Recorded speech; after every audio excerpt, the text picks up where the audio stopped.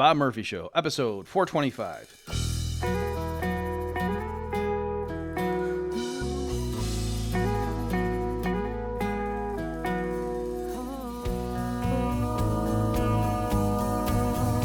There's a tidal wave coming.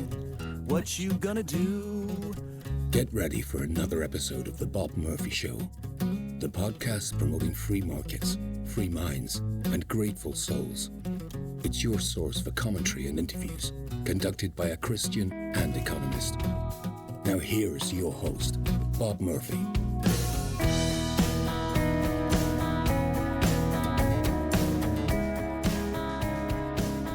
Hey everybody, welcome back to the Bob Murphy Show. Another crossover. This time, however, Adam and I are interviewing someone. And that someone is Jacob Hornberger, head of the Future of Freedom Foundation, all-around Libertarian OG, and specifically we're talking to him about the recent controversies over immigration. So specifically, Jacob has been pushing back politely but firmly against the stuff that Adam and I have been saying in our qualified defense of Dave Smith on this topic. So, cheekiness aside, I really do think if you are someone who's interested in the libertarian position on immigration, and you've heard all the various people weighing in on it, I think we do move the ball down the field in this discussion. And I hope you'll agree. It's not so much that we come down definitively on one side versus the other, but I had an epiphany about, 3/4 of the way through where I finally, it clicked with me of how Jacob was framing things in his mind and why he thought like Dave's familiar now examples of like a public school and how, hey, it's not crazy for the authorities to deny even a U.S. citizen the ability to, quote, walk freely or move freely into the girls' bathroom, right? And how that, supposedly would have ramifications on the immigration debate. And so finally, it clicked with me why Jacob was thinking that, no, that's qualitatively different from what's going on with immigration. And so, in any event, whether you find that compelling or not, I hope you agree that we've clarified in this discussion why people have been saying the stuff they've been saying. Here we go. Adam Heyman and I talking with Jacob Hornberger. Hi, Bob. Hey, Adam. I don't want to alarm you, but our border has been infiltrated. Hi, Jacob. Yeah, it's great to be here as an invader, guys. Yeah, papers, please. It's an honor and a pleasure to be here. I'm very glad you were so good to join us. Ladies and gentlemen, Bob and Jacob and I have been having a podcast sort of back and forth, and if we were going to take the thing any further, it seemed clear that the sensible thing is just to sit down and hash these things out, quote unquote, face to face. And so that's why we invited Jacob to come on, and thank you, Jacob, for coming. So, yeah, what the hell, man? What's your problem? Well, for one thing, it wasn't a podcast back and forth. It was a podcast war. Let's just... Okay. Yeah. That's what the kids call it these days. Yes. Podcast wars. Not since the days of Eazy-E have people seen this type of aggression among former buddies.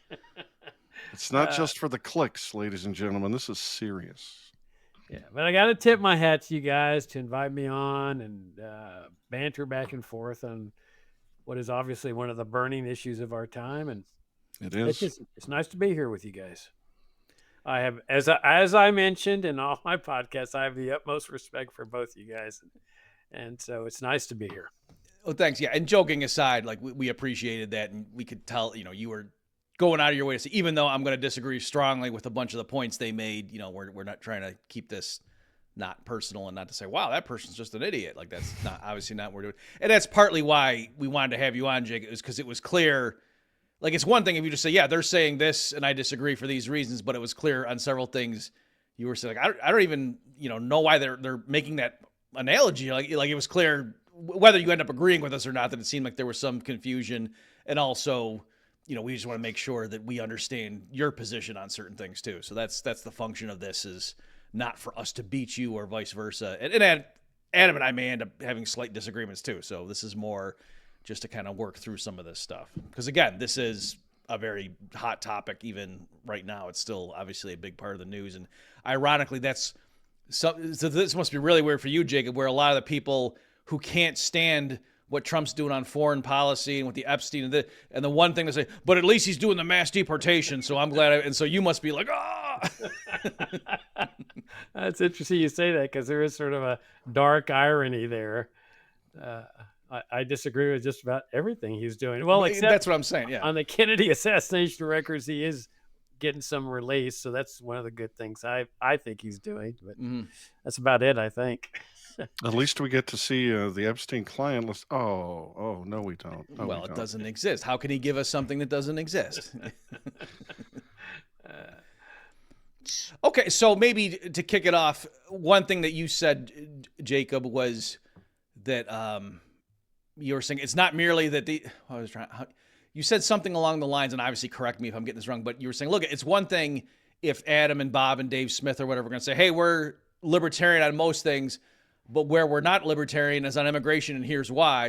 And so I think you were extra alarmed that Dave Smith primarily was trying to not merely say he's against open borders, but was trying to convince libertarians that you can be a good libertarian. Like, that's consistent with the non-aggression principle. Am I right that that was an extra thing in your mind that was just crazy about his position? Yeah, it's one thing for somebody to say, look, okay, I'm a libertarian, but I just can't go with this position in libertarian philosophy. But it's quite another thing to say immigration controls are the genuine libertarian position. So that's the thing that I will take issue with, and those of us who adhere to the open border position will take issue with. We can understand disagreements on the immigration issue. What we can't understand is why somebody would say this is the genuine libertarian position and not open borders. Yeah, I mean, I said it in one of my responses in the podcast wars, but from my perspective, the critical error here is the fact that the government exists at all. Again, we should have a private property society where, whether they're more restrictionist or more inviting, private property owners make these decisions, and then we could disagree or agree with their preferences, but it wouldn't be a libertarian position because there'd be no violation of the law. And here, instead, we have a government insisting that it controls these resources, these roads, these various pieces of public property. And I think Dave's minor point was just that it is somewhat incoherent for the quote-unquote libertarian position to simply be that no matter how many billions of people stream across the border and quote-unquote invade these public spaces that were created by the taxpayers of the people that were currently there, the citizens, it can't be the correct libertarian answer that, we just have no response to that. And as I said in a previous podcast, I don't want a militarized police state on the border. That's not the world I want to see at all. I want a lot of legal immigration. But strictly speaking, I don't think we can have a coherent philosophy that says, the citizens here just have nothing to say if, 100,000 people invade a small town and just kind of camp out in the park. And I think they're being aggressed against if that occurs. And I don't think it's crazy that somebody who claims to have ownership over these pieces of property can say, no, you guys have to go. This is for the citizens. So do you understand my objection? Yeah, I think I do. I mean, what you're saying is that in your ideal world, there would be no government. Everything would be privately owned. Okay, but that doesn't negate the fact that there would be private roads in which the private owners can let in all the people that ordinarily come in today under open borders. That you can't stop that under anarchy because you have no means to stop it, since it's the private owners that are donating their land for the road that goes from Mexico to Chicago. But that's not the world we live in. We live in a world where we have government. And not only do we have government, but we have government owning the roads and the bridges and so forth. So the question is, what is the right libertarian position? What is the only libertarian position? Because I hold you cannot have contradictory positions in the libertarian philosophy. Libertarianism is an internally consistent philosophy. So it's either one or the other. And is that where you have a massive government control system over the border, independent of roads. I mean, the roads are really just a means by which people go from private property to private property. I don't know of any immigrants that are sleeping on the interstate highway system. There's homeless people sleeping on the sidewalks in certain cities, but they're Americans. They're not immigrants. And so, and that was the whole idea behind government owning the roads. I don't defend it, but it's not, the roads are not intended for people to live on. They're intended to facilitate the movement from private property to private property. You go from one home to another home. You go from one home to your place of business, or you go to Walmart to buy things and so forth. So the question is it given that, is it consistent with the libertarian non-aggression principle to control the movement of people across a political border? You keep bringing up this notion that 1 billion people will move into an area. You don't know that. The market's a great regulator. And the example I often use is Virginia. We have open borders here in Virginia, which I assume you guys support. But the entire nation can move into Virginia tomorrow. Virginia is a very attractive state. And the entire nation, in fact, hundreds of thousands of people cross the Maryland border, across the American Legion Bridge, the Potomac River every day. They include murderers and rapists and welfare people and so forth. But nobody worries about it because it's the laws of supply and demand regulate that. Some years ago, and still, I think, a lot of people were flooding out of California into Austin, Texas. But the whole world didn't move to Austin because prices started soaring there. So people started looking elsewhere. But if there were no oppressive coercive government, the laws of supply and demand and free markets will regulate that. But the fact that we have one means those forces aren't in operation, or at least not completely. And a coherent philosophical principle should be able to deal with a hypothetical. So I just got to ask you point blank, if 8 billion people rolled in and wanted to just come into Virginia and just hang around on, they weren't invited necessarily onto all the private property, or at least not all of it, and they were just hanging out on the public property, is it really your position that the taxpayers of Virginia, who were fleeced, coerced into paying for all this public property, is it really your position that as libertarians we just have to say, oh well? Absolutely, because you can't. Once you start violating your principles, then where does it stop? Okay. Let's take the drug war. At least you're consistent. Okay, no, I'm glad. Yeah, Jacob, you're standing up to Adam's framing there, trying to intimidate you. So that's good. Well, yeah, because we know it's easy to start thinking of these catastrophic thoughts. Take the drug war. Would you really, Adam, legalize all drugs? Yeah. Okay, let's assume that 1 billion we got 330 million people here. I don't know how many take drugs, but let's say it's 100 million. 100 million people are going to go on Medicaid overnight as soon as you legalize it. Are you really going to tell me that you're going to still favor the legalization of drugs? Yeah, I would. Okay. But I'm also on record as saying that in a minarchist situation, I think all these policies and where you draw the line is a little bit arbitrary. I'm giving you my preference, and the answer is I would attack the Medicare problem there, not the fact that innocent people are taking drugs. I wouldn't view that as a problem. But if they go on Medicaid, it is a problem with respect to taxation. You're going to have to raise taxes to fund the Medicaid. Minarchism is incoherent. Bob wants to jump in. Yeah, so just to adjudicate this one. So I think, right, Jacob, you're saying, so yes, Adam, just like there, you're willing to bite the bullet and say, yep, legalize, what if, you can imagine a Tucker Carlson or, some other, whatever, Ben Shapiro. So are you guys nuts, you extreme libertarians?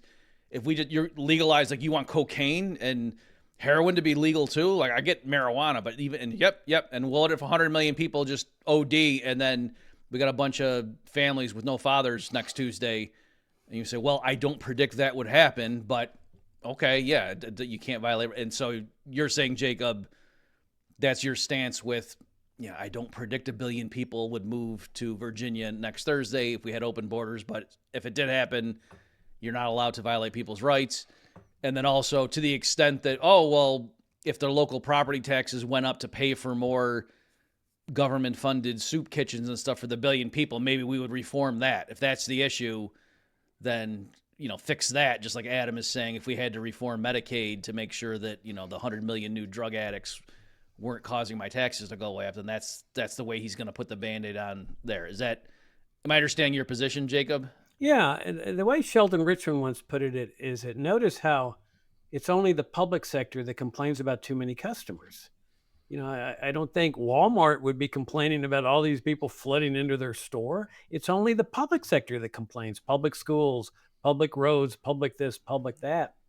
And maybe that would cause people to say, well, maybe we don't want this welfare state way of life, and we make it all private. And that to me is a better solution, adhering to your principles rather than abandoning your principles and joining up with a status on a catastrophic possibility that really we know from experience does not happen. Whenever we've had open borders in the United States, okay, a lot of people come in, but the market regulates that. The whole world did not come to the United States when we had open borders. The market is the great regulator of this, and we see it on an interstate basis. Not everyone moves to California and New York, even though their welfare benefits are very generous. People like where they live in life. The same applies to people all over the world. Most people do not have the intestinal fortitude to pick up stakes, leave their family, their friends, their culture, their tradition, their language to come to a country where it's pretty difficult. Yeah, in general, I am in favor of the type of self-selection mechanism. I think the people that tend to emigrate tend to be exact kind of people I want to hang around, at least before the NGOs and all these other weirdos get involved and make the process not organic, turn it into something else. Maybe Trump's not releasing the Epstein files to disgust people around the world so they don't want to come here. That just occurred to me. It's like 9D chess. So that guy is so brilliant. He only looks retarded. Can I ask you guys, just before we move on from the original thing of because I really like I said, Jacob, amongst all the other stuff that you were talking about, what's a clear libertarian position, and you're not losing sleep if somebody decides sorry guys, I can't go along with legalizing cocaine. That's just nutty. But then admitting I am not a libertarian on the drug issue, right? And so you're saying if you want to just say pragmatically, we're going to get killed in the elections or something, if we let in 1 billion people, they're going to vote Democrat. And so I'm just against it, even though I can. So I think Adam and Jacob and I, and probably Dave Smith too, would agree there's no mental gymnastics you could go through by which you could say the DEA saying it is illegal to have marijuana in the United States is somehow libertarian. There's no way you could come up with, even if you said, well, imagine a private property, HOA thing, and you could imagine some private property thing where they say to live here, but still, there's no way you can get from that to banning marijuana in the whole continental U.S. is libertarian. That just doesn't work. On the other hand, saying, what's the libertarian position on should there be speed limits? And you could imagine some radical libertarian saying, no, who's the government? Until I hit a pedestrian or another car, I haven't initiated aggression. So who is the government to say I can't go 105 on the highway if I want to? And can you see, Jacob, how reasonable libertarians could disagree on that and say, given that the government runs the roads, it's not crazy that they would have some rules they would enforce, and you're not kicked out of the libertarian club. So, so do we all agree on that? And now we're just trying to say, where does immigration fall on that spectrum? Yeah, I think so. But I think the ultimate issue is when you cross a political border, are you aggressing against somebody? Are you initiating force? Are you violating the core principle of the libertarian philosophy, which is a non-aggression principle? Not after you've already crossed the border, but the mere fact of just walking across a political line, which is almost always imaginary. Are you violating rights by initiating force? And if you can't answer yes to that question, then that cannot be the libertarian position. To say that a government interference with you crossing that line is libertarian. Okay, so here, and forgive me, Adam, let me just say one thing and then I'll shut up and let you. So the reason that I wanted to just frame this is so now, whether you end up thinking this is a good point or not, Jacob, but just so you see, because it seemed like you were in the response videos you were given to us. You're like, why are they talking about schools? What the heck does that have to do with it? And so that's why, is that just like you're kind of intuitively thinking, me crossing over from Mexico and the United States, who am I hurting? Couldn't you use the same logic and say, I'm just some 50-year-old, guy, and I'm walking into the girls' restroom of a public school. I didn't touch the girls. I didn't even look at them. I'm just here walking, and all of a sudden the police are showing up, and everyone's looking at me like I'm a bad guy. What the heck? I didn't initiate aggression. So can you see how a libertarian could reasonably say, no, you're not allowed to just walk over that, quote, imaginary line from the sidewalk into the public school. It's not an imaginary, arbitrary line. There's a definite reason, and the government controls that, blah, blah, blah. So No, because the matter of the public roads is totally different from control over the border. The government does not control the border because it owns the roads. In fact, the federal immigration control system has no relationship to the roads because the interstate highways and the bridges are not owned by the federal government. They're owned by the state governments. And in my hometown of Laredo, Texas, is owned by the city of Laredo. In South Texas, the international bridges are owned by the counties. But the government doesn't even look at whether it owns the roads or not. It's a totally irrelevant proposition. It's the mere fact of crossing a line. Okay. And that was my point about the two brothers, where I said, you got a brother on the Mexican side and the brother on the American side.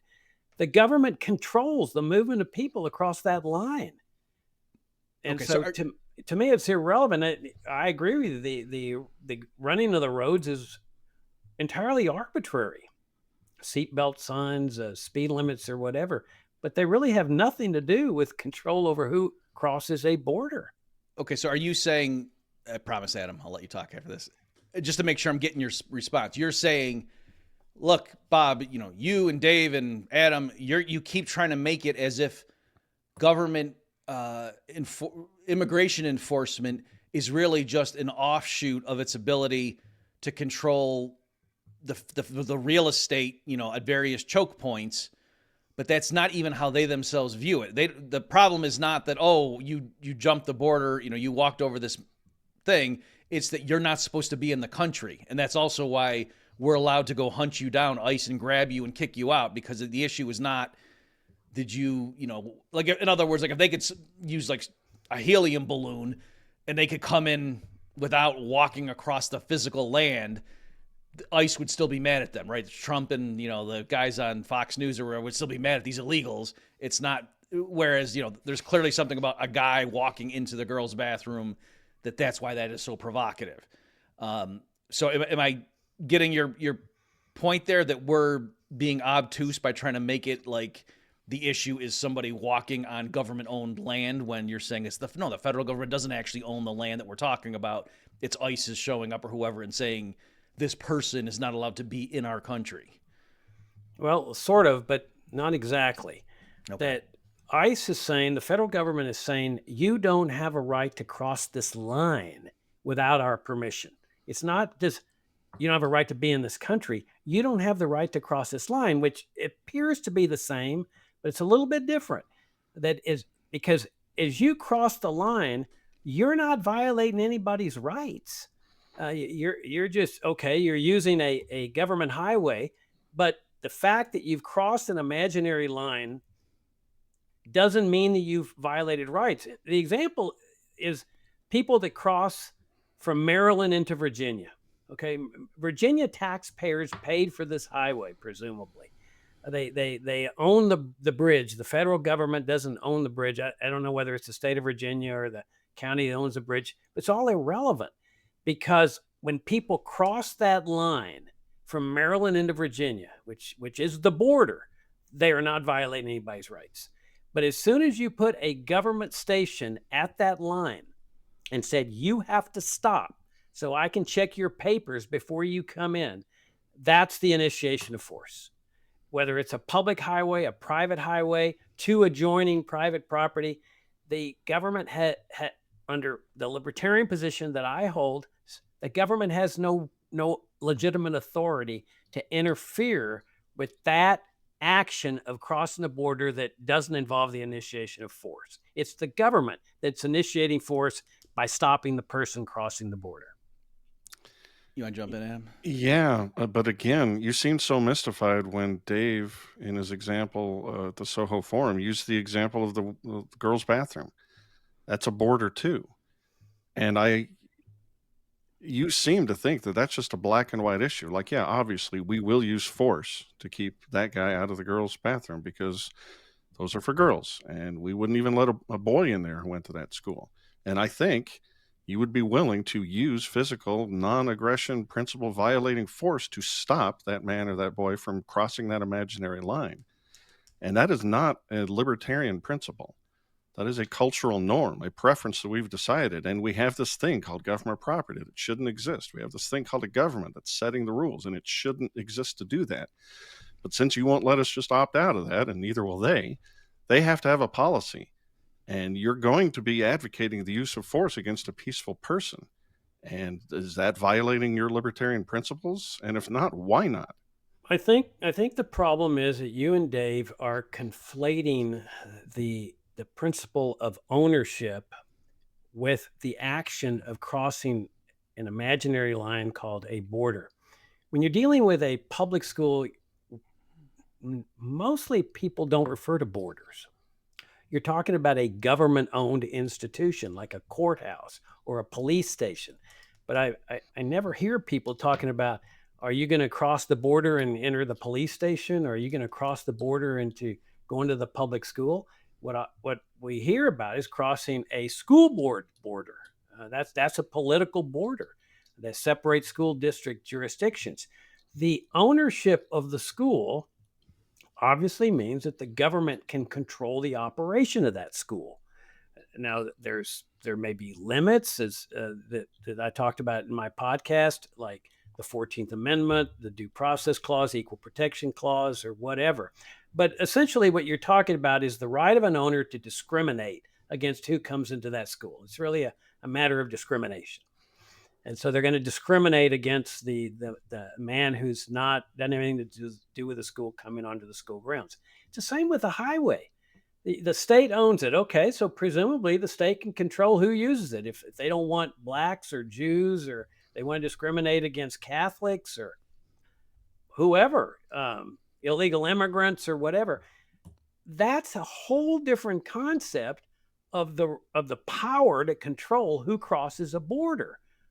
Because you can have, let's say you have two private airports, one on the Mexican side and one on the American side. Okay, they're not using government highways at all.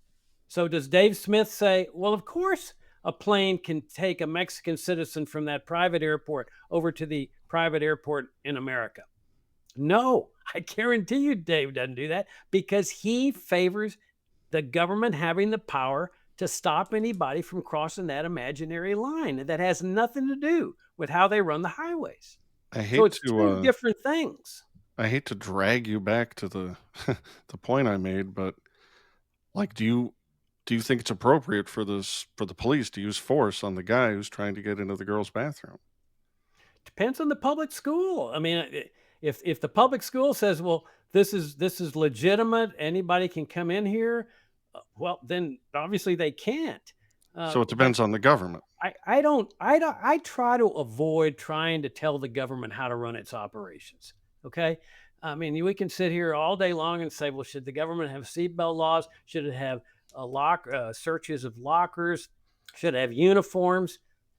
It's like a never-ending battle as to how to run the public school system or how to run the post office. Why don't we debate how the post office works? To me, it's irrelevant. We're talking about immigration, Right, I'm sorry, man. But a public park is just like a government school. It's a piece of property that the government claims ownership over and gets to set the rules. And I say that, again, those taxpayers who are fleeced to pay for this thing, ostensibly so they can walk their dog and have a picnic, they have a right to complain if all of a sudden 500 million people from somewhere else just come along and say, yeah, we got a right to be here too. Yeah, let me try, guys. So I think I'm seeing more where you're coming from, Jacob, that just the park. There's a state park that's down the street from me, and at the 4th of July, people are grilling and stuff, and they had park employees at the entrance, like when I pulled in, and they stop you, and now it turned out they were just explaining to me when the lifeguard was on duty and blah blah blah, and actually the parking fees are waived today, so it was actually they had open borders that day, but still there was a checkpoint Charlie that you couldn't just come and go. Maybe something more relevant to this discussion is public schools in certain districts. It's like they discriminate. Only the kids who live in that school district can go there. So some other, it's not just 50-year-olds trying to go in the girls' bathroom. It's some 5th grader who really wants to learn the times tables, and this is the best school in the state. So I'm going to go, and my parents even pay taxes, but it's like, oh no, you don't pay property taxes for this school. You got to go, right? So, and I think, one would not be anti-libertarian for saying the government employees can stop the kid from crossing into, that school's property and keeping them out, based on the somewhat arbitrary thing of, well, they live in a district over. And again, I guess the principle being, because then they would be like freeloading on the property taxpayers in this area who are paying for that school. And so then, but I think your point though, Jacob, is to say, and that's like what I was saying with the helium balloon or whatever, you saying an aircraft flying in, that you're saying it's not the difference there, or the government can keep people off the roads if they don't have a valid driver's license, right? You could say, papers, please, like, if the cop pulls you, let me see your license and registration. If you don't have that, you're in trouble, and they can kick you off the road for sure. And so there is that type of thing. And, most libertarian, or certainly minarchists in general, are okay with that concept. They might disagree with the particulars. And so, but you're saying, Jacob, so you don't think, though, by the same token, that libertarians goes, yeah, so I'm okay with employees of the government being on the border between Mexico and the United States in having some type of system in place by which they exclude some and allow others, just like the schools let some kids in and some not, and the cops let some people drive on the roads and some not, like, 15-year-old can't drive on the road. And you're saying it's because they're not just merely controlling that parcel of land, that if somebody got in the country via some other mechanism, they still claim the right to kick the person out. And so, like, the idea of immigration enforcement is bigger than just there's this parcel of land that we're deciding who can cross over or not. And we can do that because we own this piece of land or we control it. Yeah, I mean, I think that essentially sums it up. I mean, if you take like the public parks example, there are public parks where the whole world, at least the world inside the United States, can go to. I think Central Park is free. The entire world, Adam, tomorrow, you can't deny it. The entire United States could all of a sudden go to Central Park tomorrow. Do you lose sleep over that possibility? It's catastrophic. How would they handle that many 350 million people in that park? I think they'd have a hard time dealing with it, numbers-wise, infrastructure-wise, water-wise. But nobody loses any sleep because it's easy to imagine these catastrophic thoughts. Now, we see that problem with sometimes state parks. So what do? Too many people come into state parks or national parks. They start charging. Oh, okay, well, this is a way to limit the number of people. Well, how many people? Well, it's always arbitrary. There's tollways on the roads. Here in Virginia now, they have high occupancy times of the day where they're essentially discriminating against people that use in the roads. I'm sorry to interrupt you, Jacob. Did you just say, I mean, you can't just hand wave away a hypothetical just because it's very unlikely. But in the course of you imagining a bunch of people getting into Central Park that were not conceived of by Mr. Moses or whatever the guy's name is who designed that whole structure, you did just say the cops would come in and put a pricing mechanism on it. That's a border policy enforced by government force. No, what we're not talking about, that's what I keep saying, that when the government owns a facility like a courthouse or a park, there are no borders there. These are the property outlines. You see this talk like with my house. People sometimes say, immigration control advocates say, well, Jacob, if you don't have a sign in front of your house letting every immigrant come in, so what's wrong with having a sign at the border? Well, we don't talk in terms of the borders of my house. We talk about the property, delineations there, the surveyor lines and stuff. I never hear people talk in terms of borders around their house. A political border is like a state border, a county border. It separates political jurisdictions.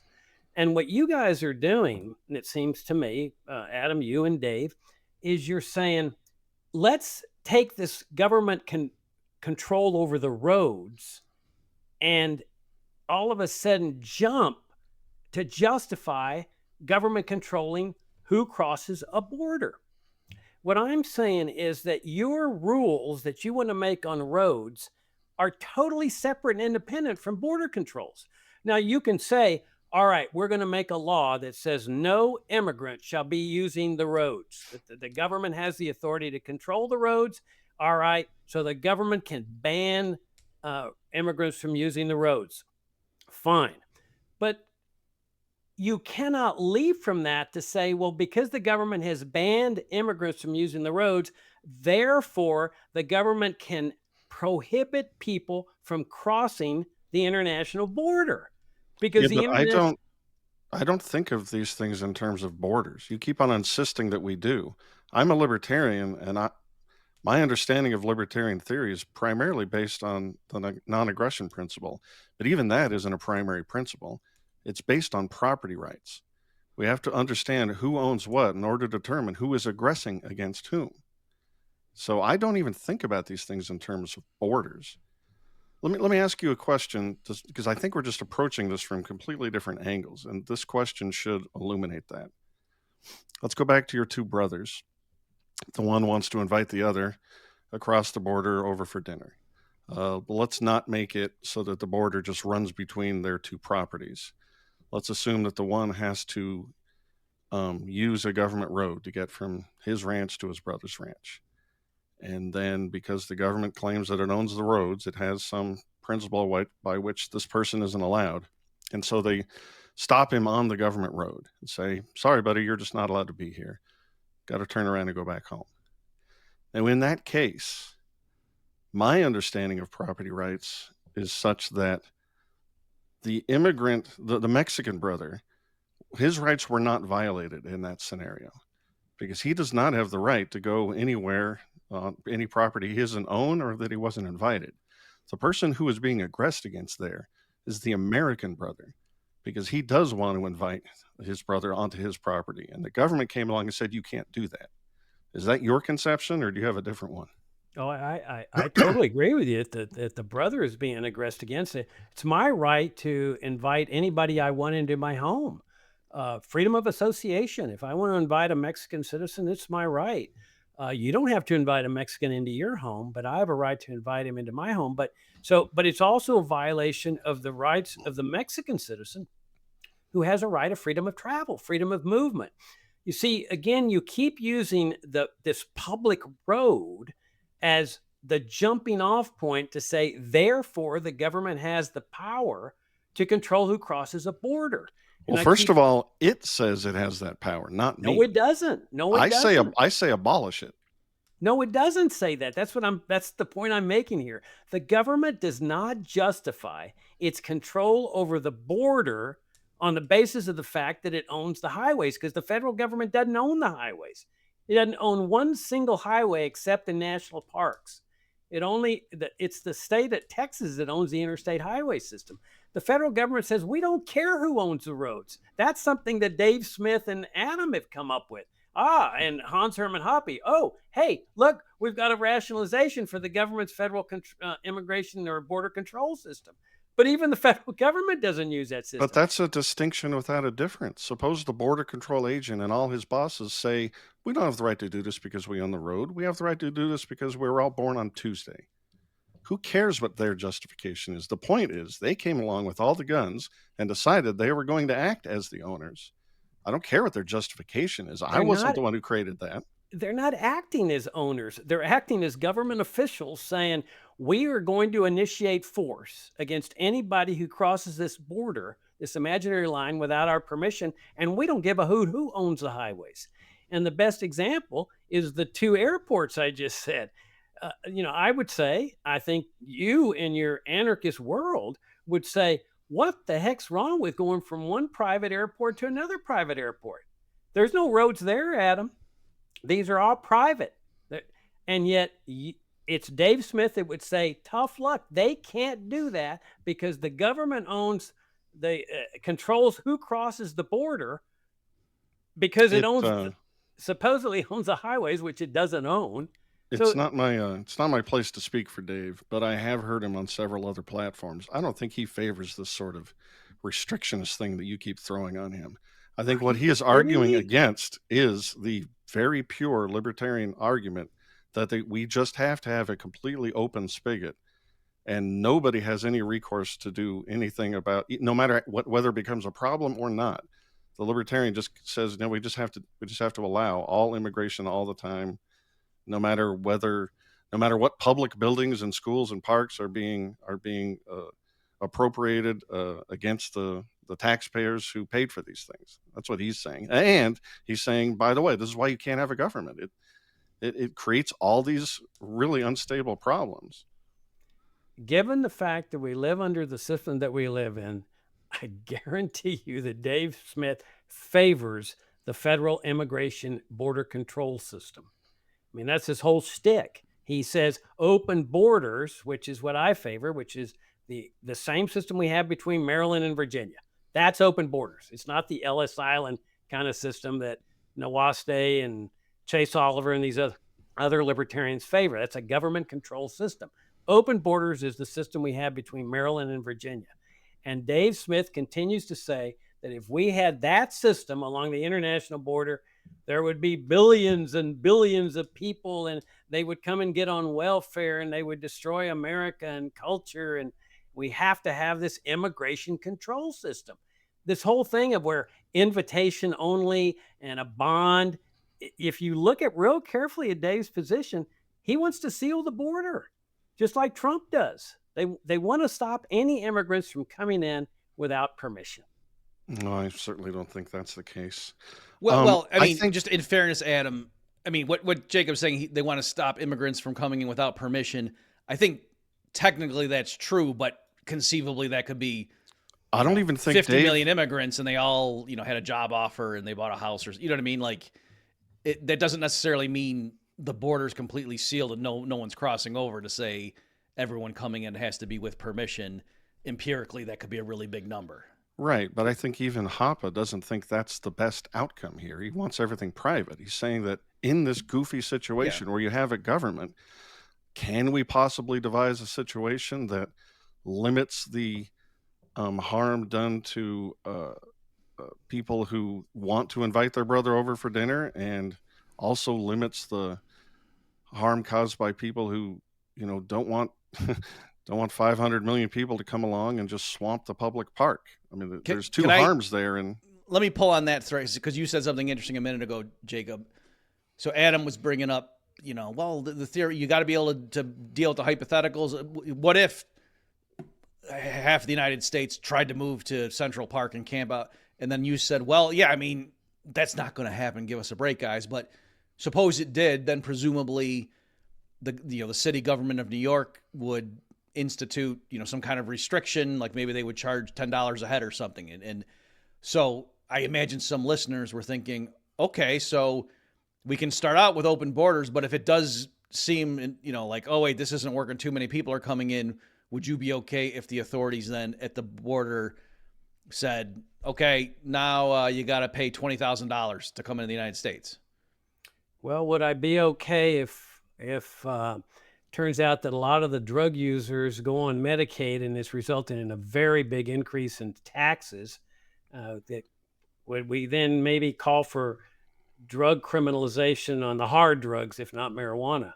I'd say no. You can't violate people's rights. Oh, okay, but then how are you okay with the Central Park people doing it? That's what I'm saying. It seemed to me that you were saying, I don't care how they run Central Park. If they want to charge a head fee to get in, what do I care? So I'm just saying, is the difference that for the border analogy to work with the Central Park analogy or example, that would implicitly be saying the federal government owns the entire United States, and that's kind of your point, that, guys, the only way this goes through is if you concede the government owns the entire country the way they clearly own the local public school, or that the city of New York owns Central Park. And so are you guys going to say that, the federal government owns the whole landmass of the United States, and if we're not willing to go there, am I getting your? Because prima facie, it does seem like I don't think so. The Central Park charging a head fee to get in.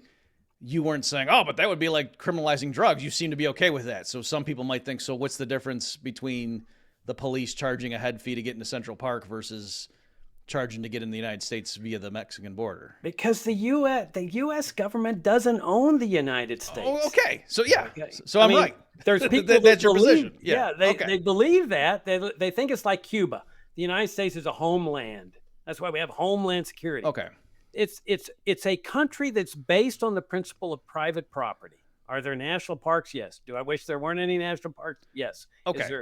But it's not a national homeland. It's what I said from the beginning. What are roads in the first place? Now, we all think that, as libertarians, that roads should be privatized. The government didn't need to build an interstate highway system. Big socialist boondoggle. But the fact is that roads are nothing more than a means by which to get from one private property to another private property. Nobody's living in the interstate highway system on the bridges or whatever. Mm-hmm. Immigrants have found their way into the United States, into private apartments, private facilities, private jobs. They go into Walmart. They buy things. I got it. All right. And Adam, then I'll let you talk, I promise. So how's this work? That I think I'm getting your point is you're saying, for a better analogy for Dave Smith to keep going back to the government, the public school and the 50 is imagine a Catholic school, what do you call it? K through 8. I forget what do you call that? Grammar school. That's what we used to call them.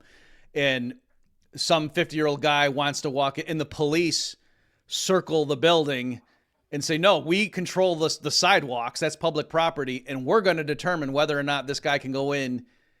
And you would say, well, no, let the owner, let the Catholic Church, the parish that owns that, it's their property. That's not the government's business. Is that, am I getting at your thing that you're saying, yeah, the reason the public school can do it or Central Park is because the government clearly owns that whole thing. They own the highway, whether it's the state or the federal, a government entity owns the highway, sure.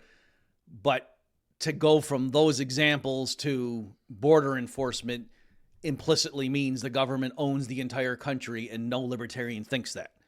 Exactly. Okay.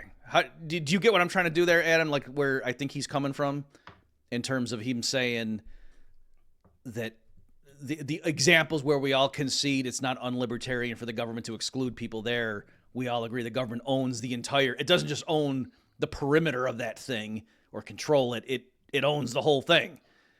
Whereas to say Mexican or, people from South America can't come up across the Mexican border implies that the government owns the entire United States. Yeah, I totally get that framework, but then again, it leaves the poor citizen in just a very vulnerable position that bothers me.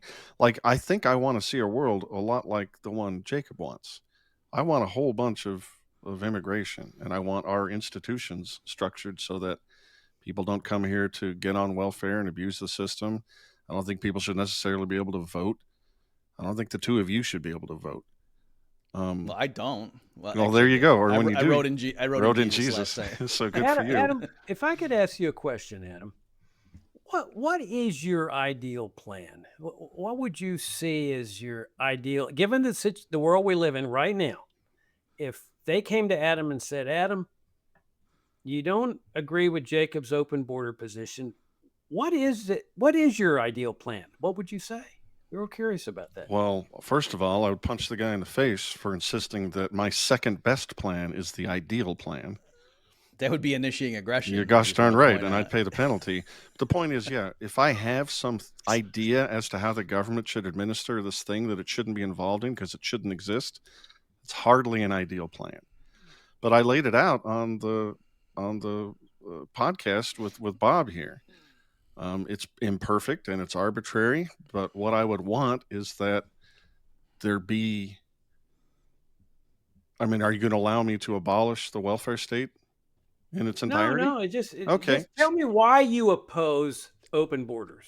So maybe we start there. What's your fear? Leaving all the horrible government systems in place that are rife for abuse by both domestic people and immigrants, rather than have a huge border control mechanism on the borders with its police and its checkpoints and it's asking people for its papers. I have none of that. Instead, I would make a distinction. I would have an immigration policy. X number of people are allowed. If it's 10 people, that's way too little. If it's 10 billion, that's way too much. What the right number is, it's arbitrary. And anybody who came, whatever that number is, X plus 1, they would be here illegally. And I wouldn't necessarily want anything to happen to them at the border. They crossed the border and came here and got a job in an apartment and never bothered anybody. I'd like nothing to ever happen to that guy. But if for some reason it became a problem, then I would like the fact that they're here illegal to be one more reason why the police, after concluding that they had for sure done some crime, then maybe they just get rid of that guy. But I'm not interested in the government deciding who comes and goes. I'm a poker player. And every year, buddies of mine had come from France and Russia and England and everywhere else and come play. And then halfway through the series, they could be like, yeah, well, I got to go, man. I got to go back home. It's like, why? Got a great tournament. You'd love to play tomorrow. And we say, well, customs or immigration won't let me stay. There's X number of days, and then I go back home, and then I can come back in X number of months. I don't want that. These are peaceful people, not harming anybody. But I don't think that if we have to suffer under this government, that we therefore have to have absolutely no mechanism by which we can, again, if the unthinkable happens and 8 billion people come here, I don't think we just have to shrug our shoulders and just say, oh, I guess we shouldn't have a government. I just don't think that's right. Well, let me ask you this. You just wrote an interesting article on the price system in a free market, which indicates that you really do believe in the price system. Totally. And if you were convinced to a moral certainty that all immigration restrictions on the border were removed today, that once that backlog cleared out that's there, which I say is because of price controls, but if you were convinced to a moral certainty that this fear that you have would not materialize, that flows back and forth across the border would become as normal as they are between Virginia and Maryland or between any other state, would you then have any opposition to open borders? I wouldn't call it open borders. I also would never use the phrase convinced to a moral certainty, and I certainly wouldn't say it twice. I'm not convinced of anything to a moral certainty. What I'm saying is I don't want the horrors of the immigration system that bother you so much. I think those are a problem too. I think the debate that Dave was making, or the point that Dave was making, was just that spigot completely open and go to hell, taxpayer, cannot be the libertarian position because it's insane. But strictly speaking, if we lowered the government back to its minarchist original intent and didn't have all this horrible private property, I don't think we'd have big, huge immigration problems. I think organic migration is no trouble at all, and we become richer in all ways by having people here that want to come here and play our system. But if 2 billion, Muslims, just to pick an example, decided they wanted to come here and not play by our system, instead they wanted to, perform all sorts of mayhem, harass our women because they're violating the Sharia law, and I don't think we necessarily need to completely open ourselves up to this sort of a thing. Like, I don't think our principled position has to be we have to just suffer that. Well, let me ask you this. If suddenly 10 million people, new people, moved into the state of Virginia, and it was clear that more and more people from the United States were moving into Virginia, do you feel that state of Virginia would be acting legitimately to put border controls around our state to prevent that from happening? No, because the word legitimate doesn't apply to governments. The only legitimate thing they can do is abolish themselves. I'm speaking about a personal preference in an arbitrary system because you forced me into one. I have to live under this government. But to reframe, I get what Jacob's trying to get at. So, Adam, can you imagine a scenario where if the state of, where you're in Maryland or Virginia? I'm getting mixed up, Jacob. I'm Virginia. If the state of Virginia did institute some sort of system by which they regulated how many other U.S. citizens could move into the state. And they were finding people and saying, oh, this guy, he was above the quota, and so you got to get out. And there were, camera footage of this guy getting ripped away from his girlfriend or his kids or something because he'd been there for 3 years and getting sent back to Texas. I think Jacob is saying, would you say, well, that may be right or wrong, but libertarianism per se has nothing to say about that because after all, we live in a statist world and this isn't my ideal anyway. And so, or because there clearly would be a bunch of libertarians going, what the heck? They can't do that. That's aggression. And are you saying you'd have to say, well, we can't really conclude that. How can we know? Are you asking me? Yeah, I'm asking you. Oh, I'm sorry. I missed the question. I was thinking about something else. I'm sorry. All right, let's not multitask here. Jacob is trying to just like you were trying to, make him bite the bullet and say if 8 billion people wanted to move here tomorrow, you'd be cool with that. And he said, yeah, technically, yes. So he's saying the other way around. If a bunch of people from the U.S. citizens, U.S. citizens all try to move to Virginia, that could pose problems. You know what I mean? Like, what if the highways are overflowing with people and they're sleeping under the underpasses and the schools are overwhelmed and the parks? And so the authorities there started kicking people out. And they had guys stopping you on the interstate trying to get into the state. I got you. Yeah. And would your question is, would I think that's okay? Not even okay, but just if somebody wanted to say that's unlibertarian for the state officials to do that, would you say, no, we can't conclude that? That's correct. I would say they have a problem and they're trying to deal with it. I probably would disagree with the way they handled it, but I wouldn't think that they just had to sit there and accept the problem that all of their citizens who paid for all those bridges or whatever can't use the bridge now because it's just been inundated with other people. And again, I probably wouldn't, the first 18 solutions that some crappy government came up with to try and fix that, I'd probably object to. But again, I don't think the government should exist. Jacob, I have one minor question, just because it came up a couple of times in your responses, and then one meta question that's more important. You insisted a bunch of times that with a policy such as there should be or shouldn't be such a thing as legal or illegal immigration, that automatically comes with this horrible police state. And I want to push back against that and ask if you really mean it, because I think a policy is completely separate from whatever enforcement protocols an institution might come up with. Like, you might have a rule that boys can't go into the girls' bathroom.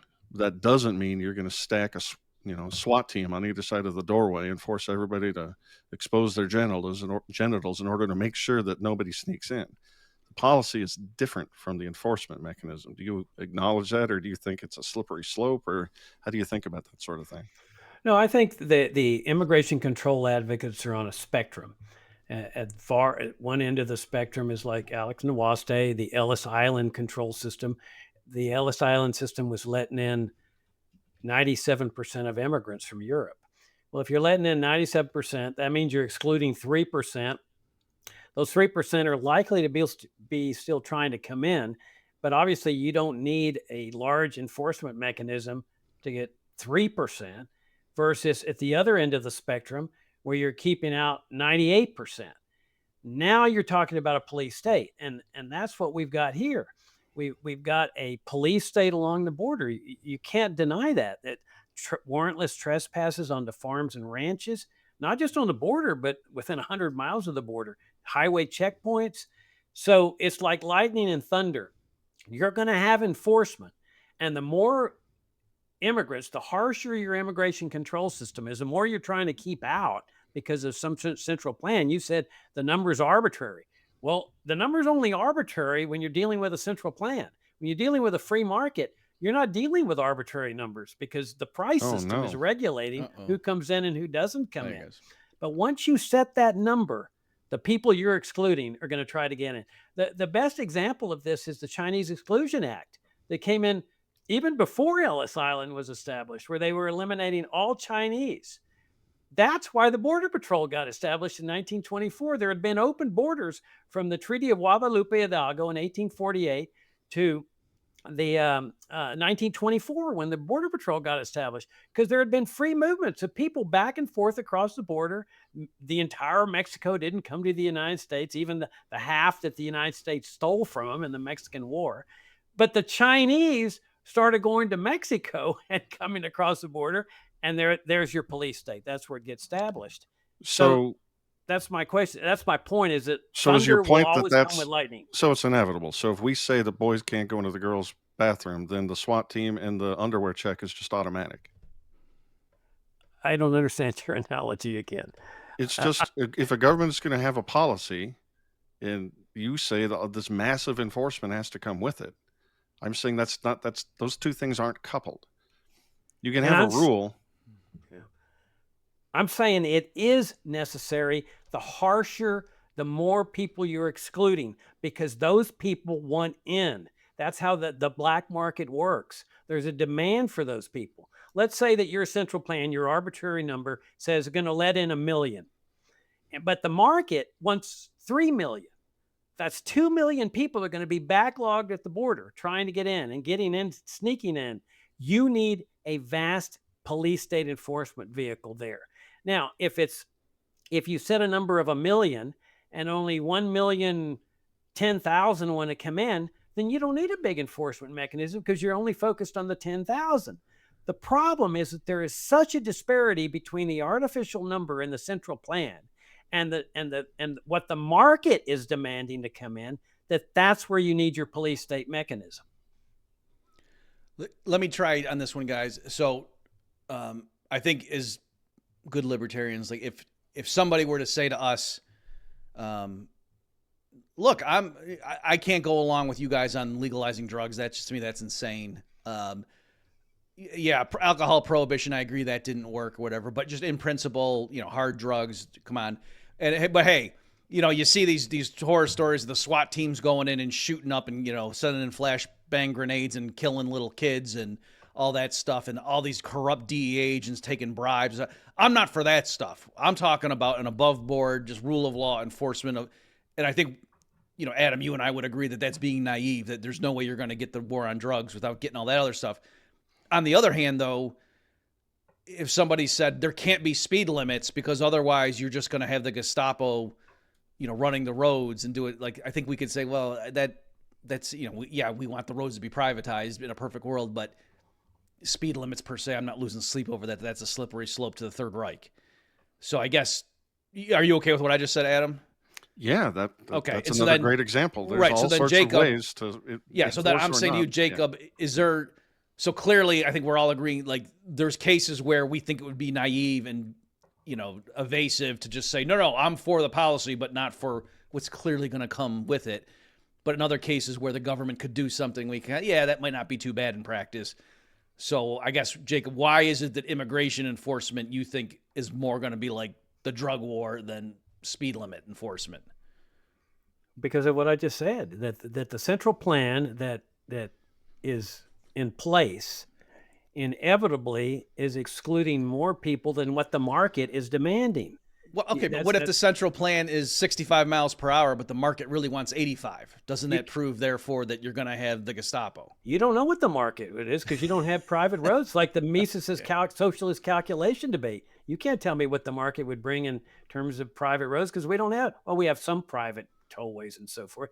Look, my point is this, guys, that you've got statism within society. Government schools, government post office, government roads, government parks. Even this is where I think anarchists and minarchists can agree that we're better off without all of these statist programs. Now, we may disagree with courthouses and police stations, that you guys have your private police forces and private courts and so forth. And the minarchists say, well, no, we need the government police and the government system. But we can all agree that we're better off without government roads, without government schools, without government post offices. What's wrong? Instead of building this police state along the border, why not just keep the people's focus on why we need to privatize the roads and privatize the schools and privatize this instead of defending this massive immigration border police state and this socialist immigration control system? The more we dismantle of the state, aren't we better off? So I'll take a quick one, and then Adam, if you want to jump in. So I might agree. I would have to think personally. I'm not trying to be evasive here, Jake, but I'm confident I know what Dave Smith would say.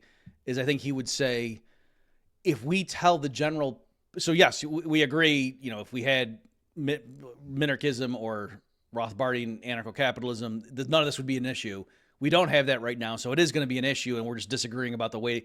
And I think Dave would say to what you just said, Jacob, if we go tell regular Americans that we got to have open borders because that's part of the libertarian principle platform, but if you let me roll back the welfare state and privatize all government schools and sell all the highways to the highest bidder and don't worry, open borders won't be a problem.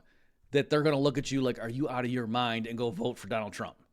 And so, anyway, I'm not saying whether that's right or wrong. I'm just saying I'm pretty sure that's kind of what Dave's stance is on this, that in his mind, open borders is so crazy to normal people that to try to say, get them on board with that, but placate them by listing 5 things that will not happen in the next 10 years, like privatizing the schools and all the roads, that just means they're going to say, okay, this isn't a serious political party. I'm going to go vote for somebody else. I totally agree. I'm sorry, Jacob. Just let me make this point really quick, because I told you last year as you were running for president under the LP ticket that I wanted you to make a good case for open borders because I don't think it had been presented. And you said all the things you said to us here today, and that you say in your podcasts and your speeches and your writings. But what you didn't ever do, in fact, you seemed angry at the people who would even bring this subject up, is you weren't taking into consideration the legitimate concerns of people who think, rightly or wrongly, that this process isn't organic and it's being gamed and we're being hurt. It looks like these shadowy NGOs are bringing in people across our borders just to influence local politics and turn these areas into Democrat strongholds and influence even the proportionate of representation in Congress. And even that's before we talk about the welfare state and how I can't get my kid in to see a doctor in the ER with my broken arm because there's just this horde of immigrants here. And I really like the way you push the principled message. I really do. But you seem to go out of your way to just ignore all these people's concerns like all they were was racist. And I assure you that is not the case. They have legitimate concerns. And you can't just say, shucks, too bad's for you, guy. Well, I don't ever raise the racist card, Adam, so I don't know. I guess you're referring to other people who do, because you certainly can't point to anything I've written or said in that regard because you don't know what motivates people. So I always give people the benefit of the doubt that I think they're misguided. But I really do question this notion that we have to give people what pleases them, that we do a poll and most Americans are opposed to open borders and therefore we have to meet them halfway. I've rejected that methodology since I founded the Future of Freedom Foundation. In my position, you have to give people the truth. And you got to give them what really does work, what's moral, regardless of whether they're against you. And if they're against you, that's their problem. I've learned through doing this thing now for 35 years that you can't convert people. I can't even convert you. You're a friend, and I can't convince you. And so I know I can't convince people. What I'm doing is trying to find people. So when you give me this opportunity to come on the show, it's not with the idea of convincing you because I know I can't do that. I'm looking for people that are like us, that are saying, we want a solution to the immigration crisis at the border, which has been there all my life. And it's worse now. Today, it's worse. Even under Trump, they can say, oh, it's succeeding because less immigrants are coming in. Well, you got a massive police states expanding to Los Angeles and due process of law in El Salvador, and it's worse than ever. And my position during that campaign is to say, let's go and stand for what's right. And then it's like that you build the stadium and people will come. Dave kept saying, oh no, this is a big vote getter. This is a big vote getter. No, it's not, because every Republican is going to go vote for Trump. They were never going to vote for the Libertarian candidate in favor of immigration controls. The candidate who took the position in favor of open borders would have drawn to him every single person in this country, like the 50% who don't vote, that are looking for something that's morally right and economically beneficial. That's open borders. It works. Nobody can deny that open borders works. We had open borders from 1848 to 1924. We had open borders in my hometown of Laredo once a year. We had open borders from the founding of the United States to the late 1800s. It always works. We have open borders internally. So my position is we got to stand for what's right, Adam, regardless of where the rest of the American people are. It's the only way we're going to get America out of this morass. Well, that was a hell of a closing statement. I'm tempted to leave it alone, but I have one question in the back of my mind that I just can't release. If you could just have your druthers, would you have the United States government give whatever piece of land you find appropriate back to the Mexican government? That's a fascinating issue. I would throw the question back at you. Do you think it should? I mean, it's stolen jurisdiction. I don't think there's any question about that. But I think you get to a certain point in life where you just know that's not going to happen. It can't happen. And then you start to figure out, okay, what's the solution to this? I mean, when you steal the entire northern half of a country, that's a huge event. And so, no, I don't think they ought to give it back. But I think you ought to have a moral policy that recognizes that this was the entire northern half of that country that the U.S. government stole from them. So the fact that there's familiar relations, that there's tons of Mexican Americans in L.A. and San Diego and along the border where I grew up, that has to be taken into consideration. I see all these immigration control advocates in the libertarian movement and the conservative movement saying, oh, they're polluting American culture and stuff. Are you kidding? This was Mexico. Even Trump calls it Los Angeles instead of by its English name. So, yeah, to answer your question, no, but I throw it back at you. Do you think America would be better off by giving Mexico back this entire area that we stole from them? It's a good question. I'm glad to have it thrown back at me. First of all, I have never had a problem with what looks to be organic Latin American immigration to this country. I think it strengthens us and makes us richer. In order to have an opinion about, well, like if I could snap my fingers, I'd abolish both governments, Mexico and America. Poof, problem solved. But if I was like to try to analyze this from some kind of a weird property rights perspective, I'd have to look at the history, like how much of this was predicated on Texas seceding from Mexico, and I would say they have a right to do that, and then Mexico invaded. So, I don't have a firm answer. So I guess I would just say no, don't give it back. But I don't want the We're going government to title this involved. episode "Forget the Alamo." No, I'm kidding. Yes, we probably will. I'd like to make an announcement before we adjourn.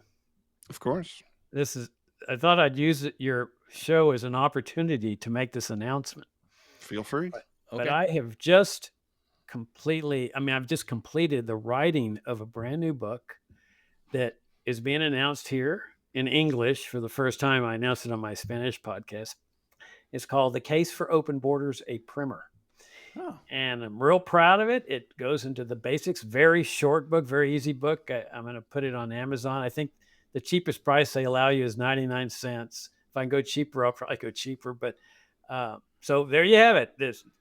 It'll be ready, I would say, in about 2 months. I thought you were going to say you were running for president of Mexico. No, I don't need those problems. Thank you very much. You'll never get past that nice Jewish lady anyway. Y'all did know, though, that my hometown of Laredo was part of the Republic of the Rio Grande, which also I didn't know that. No. I didn't know that. Yeah, No. it also seceded from Mexico, but unfortunately, it did not defeat Santa Anna's forces as the Texicans did. And so it got reabsorbed into Mexico. They got conquered by their Mexican dictator. History is a blast. Well, I'm glad. I'm honored that you chose our little show here to make that a proclamation. We can't put a link to it because it won't be out yet, right? But Right. It'll be a couple of months. any final words, Dr. Murphy? I mean, this was great. Yeah, like I said, I don't. My views they haven't changed. Like, this is too rapid. But yeah, I definitely am going to consider. I saw, at least during this conversation, Jacob, more where you're coming from, and I think I understand your stance better. So I'm glad. Thanks for doing this, and yeah, let us know when that book is out, and we will certainly let people know about it. Well, thank you guys. This has been a lot of fun, and it's an honor and a pleasure to interact with you guys. And it's high level discourse, and this is the way I think it should be in terms of debate and argumentation and so forth. This is fun, and it's like I say, high level. Thank you all very much. Appreciate Well, the thank you, Jacob. And I will have said this in the intro, but folks, please go to fff.org and check out all of the great things Jacob Hornberger does there. We'll put links in the show notes, and always come to heymannature.substack.com for show notes if you don't catch them on the YouTube. Thank you, Bob. Thank you, Jacob, very much for coming on. It's always nice talking to you. You're welcome. Thank y'all. Bye-bye. Take care. You've just experienced another episode of The Bob Murphy Show, the podcast promoting free markets, free minds, and grateful souls. For more information and to subscribe to this podcast, visit bobmurphyshow.com.